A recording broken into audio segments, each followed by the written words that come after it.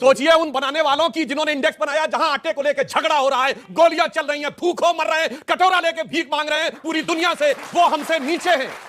गिरी हुई मानसिकता के वो लोग हैं जिन्होंने उस इंडेक्स में भारत को नीचे रखा। आज कहा जाता है कि 6000 समथिंग जातियां हैं हिंदू समाज में। मैं चुनौती से कहता हूं वो हिंदू धर्म में दिखाओ इसमें 6000 जातियों के नाम लिखे हो, कहीं नहीं लिखे। सबसे पहले 2385 जातियां किसने लिखी? हर्बर्ट रिस्ले, ब्रिटिश संसद कमिश्नर 1901 में, उसने सारी जातियों के नाम लिखे। ये मत सोचिए स्वतंत्रता के सारे कार्य पूरे हो गए हैं, स्वप्न सब साकार कैसे मान ले हम, टल गया सर से व्यथा का भार कैसे मान ले हम, राष्ट्र को हैं लोग भूले, स्वार्थ है युग मंत्र सारा, वर्ग जाति विभेद की अब बह रही है कलुष धारा, इस अमा के तिमिर को अब अरुणिमा क्या मान ले हम, टल गया सर से व्यथा का भार कैसे मान। ओके, अच्छा ये मायावती के साथ जो आपने गठबंधन करा था, इस गठबंधन को लेकर आपने क्या बोला था? मुस्लिम यादव तो हमारे साथ है ही, अब दलित भी आ जाएंगे, तब महादलित की टर्म नहीं हुई थी, आई थी, अब दलित भी आ जाएंगे तो बीजेपी का तो खेल बिगड़ जाएगा। इसी स्टूडियो में आप बोल के गए थे, इसी स्टूडियो में आप बोल के गए। याद करिए लालू प्रसाद यादव जी कहते थे गरीब गुरबा की सरकार है। आज गरीब गुरबा का परिवार बिहार का सबसे अमीर परिवार है, जिसके कि यहां पर फार्म हाउस भी है, शॉपिंग मॉल भी है, सैकड़ों करोड़ का नोटिस भी है, सब कुछ है। वही स्थिति यह है, बोल मजूरा हल्ला बोल, बोल किसानों हल्ला बोल, लोहिया जी की बात होती थी। दोस्तों स्वागत है आप सभी का, आप देख रहे हैं हिंदुस्तान पॉइंट ऑफ व्यू। दोस्तों आज मैं जिस वीडियो पर रिएक्शन देने वाला हूं वो वीडियो है न्यूज 18 इंडिया के आर पार शो का। दोस्तों आज की डिबेट होने वाली है एंकर अमित देवगन, समाजवादी पार्टी के प्रवक्ता अनुराग भदौरिया और बीजेपी के प्रवक्ता सुधांशु त्रिवेदी के बीच में। दोस्तों जब एंकर अमित देवगन ने समाजवादी पार्टी के प्रवक्ता अनुराग भदौरिया से पूछा कि जातिगत जनगणना होनी चाहिए कि नहीं, तो दोस्तों इस पर अनुराग भदौरिया बोले कि जातिगत जनगणना होनी चाहिए। दोस्तों जब एंकर ने पूछा समाजवादी प्रवक्ता से कि गठबंधन करके मायावती से आपको क्या मिला, इस पर क्या बोलेंगे, तो इस पर भदौरिया के मुंह में दही जम गया और सुअर जैसा मुंह बन गया।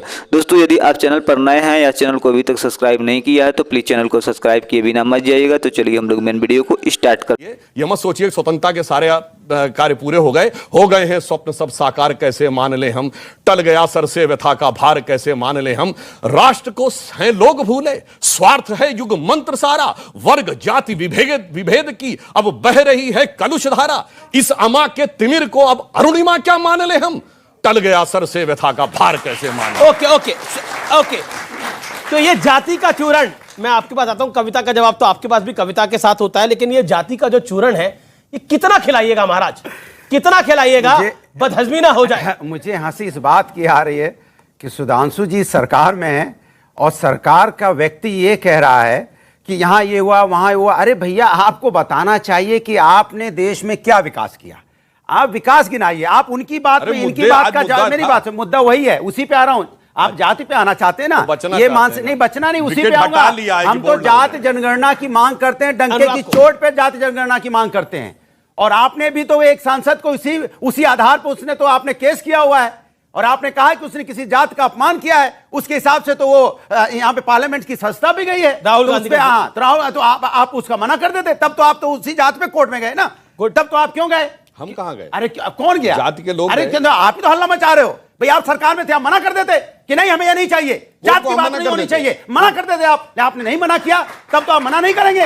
माने जहां आपको फायदा होगा वहां आप जात की बात करेंगे, जहां आपको फायदा नहीं होगा वहां आप दूसरी बात करने लगेंगे। ये कैसे चलेगा भाई? आप सत्ता में हैं। ये बात आपने सही कही, इसके लिए तालियां अनुराग भदौरिया के लिए, जिसको जहां फायदा होगा वो उसकी बात करेगा। एक सवाल, आप कह रहे हैं कि आप जातिवाद नहीं करते, आपने बोला हम तो बिल्कुल जातिवाद नहीं करते, हम तो विकास की बात करते हैं। अच्छा ये मायावती के साथ जो आपने गठबंधन करा था, इस गठबंधन को लेकर आपने क्या बोला था?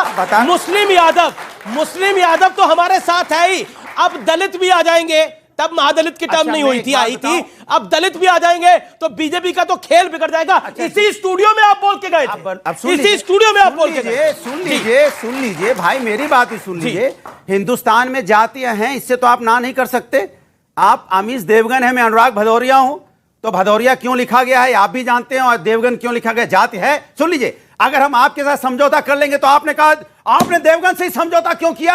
अरे मेरे साथ कौन सा समझौता? मैं आपसे कह रहा हूं, अबे मायावती मेरे साथ समझौता कौन सा करा? दूसरी बात, अब मैं आपको बताता हूं, सिर्फ मायावती तक मामला नहीं रुका था।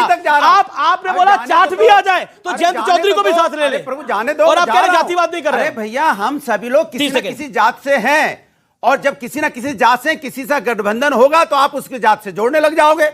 अब कहोगे कि उसकी जात के साथ हो गया, तो ये तो आपकी देखने में चश्मे में दिक्कत है, तो उसका मैं क्या कर सकता हूं? चश्मे मेरा नहीं नहीं, आप क्या करें? आप किसी के साथ मिल रहे तो आप उसके हिसाब से देख रहे हो। हमने जो विकास का काम किया, अच्छा, चलिए, आज समर्थन कर दूं। अच्छा, क्यों करा था गठबंधन? अच्छा, मायावती से गठबंधन क्यों करा था और जयंत चौधरी से गठबंधन क्यों करा था, बता देखिए, दीजिए। चलिए, मेरा चश्मा मैं बता रहा खराब, हूं। इन सब ने भी चश्मे डाले, इन्होंने तो मैं काला बता रहा डाला, हूं। आपकी अनुमति हो, इन्होंने तो काला डाला हुआ है, इन्होंने तो काला डाला हुआ है। लेकिन हो तो मैडम आपका कोई लेकिन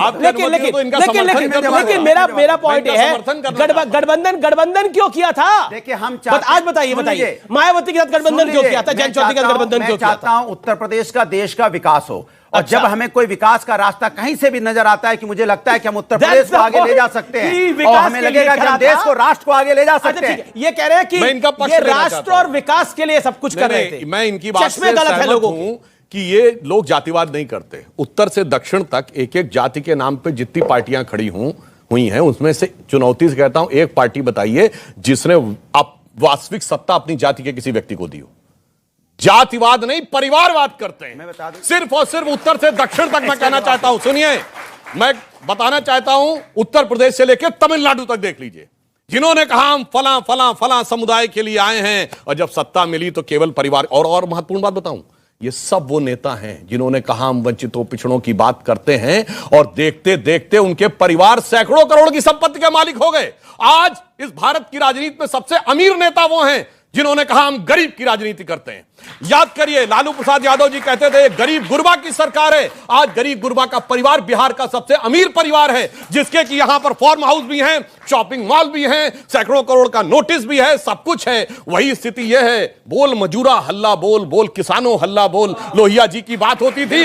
आज उस परिवार की यह हैसियत है कि उसकी पार्टी का एक मंत्री गायत्री प्रजापति, जो बिलो पॉवर्टी लाइन में थे, 10 साल के अंदर ऑफिशियली 150 करोड़ की संपत्ति करते हैं। यह होता है, इसीलिए कोई परिवारवादी नहीं है, यह सिर्फ भ्रष्टाचारवादी और परिवारवादी है, कोई जातिवादी नहीं। अच्छा, ठीक है। अब रशीदी साहब, आज आपसे एक मेरा सवाल है, और खुदा को हाजिर नाजिर मांग के जवाब दीजिएगा, मेरा निवेदन आपसे। इनसे तो नहीं कहा आपने खुदा से हाजिर नाजिर। जी, नहीं, इसलिए ये सवाल, हाँ जी, नहीं, इनसे क्यों नहीं कहा खुदा को हाजिर नाजिर? इसलिए आपसे सवाल पूछ रहा हूं।